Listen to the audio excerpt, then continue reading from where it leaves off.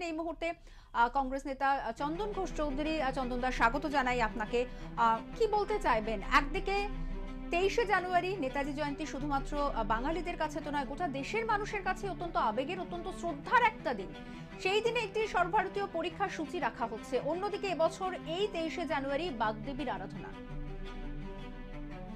এখানে একটা পরিষ্কার কথা, বাগদেবীর আরাধনা, এবং সেই আরাধনাকে তো মর্যাদা দিতে হবে। এবং নেতাজির মতো একজন একজন মানুষ যিনি অতীব শ্রদ্ধেয় শুধু পশ্চিমবাংলার মানুষের কাছে না, ভারত ব্যাপৃতির মানুষের শ্রদ্ধা, এবং তাছাড়াও সারা বিশ্বব্যাপী একজন একজন অগ্রগণ্য মানুষ, যিনি ভারতবর্ষ রাজনীতিতে শুধু না একটা ছাপ রেখেছেন, একটা নির্দিষ্ট কনসেপ্টে, একটা আইডিওলজিকে। এমন একটি মানুষকে নিয়ে এরা সেলিব্রেট করে কখনো কখনো, যেখানে হলোগ্রাম তৈরি করে দিল্লিতে, যেখানে বিজয় চাকে তার হলোগ্রামে আজকে আলো জ্বলে না।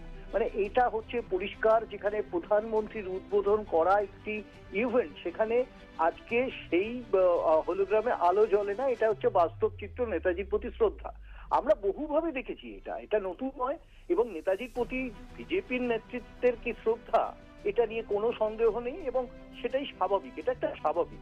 এবং সেক্ষেত্রে ওরা যে কোয়েনসাইড করবেন একই দিনে, যে নেতাজির আলাদা তাৎপর্য থাকবে না নেতাজির জন্মদিবসে, এবং অন্য কোনো ইভেন্টগুলো সরকারি পরীক্ষা বা ইত্যাদি সেদিন হবে, এটা কংগ্রেসের পক্ষ থেকে তো বলবো যে এই ধরনের যেখানে এই এই এই সেলিব্রেশন গুলো করা হয়, সেখানে যদি মহামানবের জন্মতিথি বা শ্রদ্ধা দিবস বিশেষত মাথায় না রেখে করা হয়, তাহলে তার প্রতি অশ্রদ্ধা জানানো, এবং বিজেপির কাছ থেকে অন্তত স্বাধীনতা সংগ্রামীদের শ্রদ্ধা জানাবার ক্ষেত্রে বিশেষ কোনো ইতিবাচক দিক নেই তাদের ইতিহাসে, এটাও স্বাভাবিক। ধন্যবাদ চন্দনদা, কথা বললাম।